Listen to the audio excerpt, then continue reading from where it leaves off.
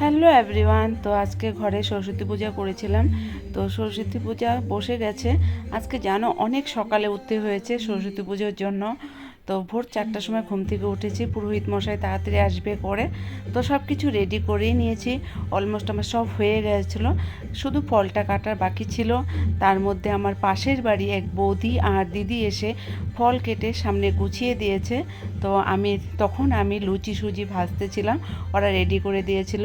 তো দেখো এইদিকে পুরোহিত মশাই পুজো করে যজ্ঞ করতে বসে গেছে।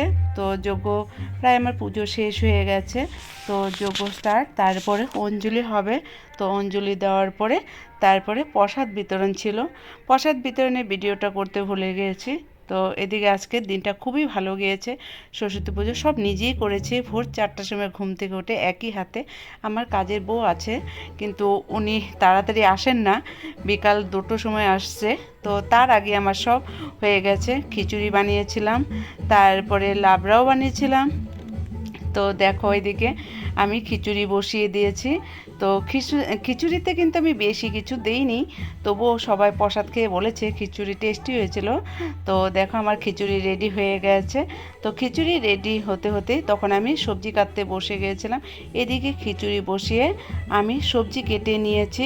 তো সবজি অনেক ছিল, তো লাবড়া করার জন্য ভ্যারাইটির সবজি ছিল। তো দেখো সবজি কাটা হয়ে গেছে। তো এখন আমি এটাকে ধুয়ে নেব। সবজিটাকে একটা বালতির মধ্যে নিয়েছি। তো খুবই সুন্দর আজকের দিনটা গেল, খুবই ভালো লাগলো, কিন্তু কষ্ট হয়েছে অনেক, একা হাতে করতে হয়েছে। তো দেখো এদিকে আমি একটা বালতির মধ্যে সবজিগুলো ভালো করে 2-3 বার ধুয়ে নিয়েছি। তারপরে এদিকে দেখো আমি লাবড়া বসিয়ে দিয়েছি। লাবড়াও আমার হয়ে গেছে। লাবড়াটাও খেতে সে টেস্টি হয়েছিল, সবাই বলেছে আর কি, যারা যারা খেয়েছে। কিন্তু আমি এখনও খাইনি।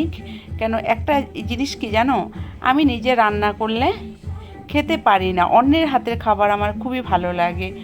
তার জন্য আমি বাড়িতে গেলে, বাবার বাড়িতে গেলে কিচ্ছুই করি না, শুধু খেয়ে আসি নিজে রান্না না করে। আর এদিকে দেখো একটা চুলাতে আমি পায়েস বসিয়ে দিয়েছি। তো খেজুরের গুড়ের পায়েস। তো আমার পায়েসও হয়ে গেছে। পায়েসটাও টেস্টি হয়েছিল বলেছে, আর পায়েসটাও খেতে টেস্টি হয়েছে। আর আমার ছেলে পায়েস বলতে পাগল। আর এদিকে অল্প আমি পায়েস করার পরে তারপরে আমি আগের দিন রাত্রেই আর কি কিছু পিঠা বানিয়েছিলাম। ঘরে দেখতাম মাকে সরস্বতী পুজোর দিন পিঠা বানাতো, নাড়ু মোয়া পিঠা এগুলো বানাতো। তারপর আমিও বানিয়েছি।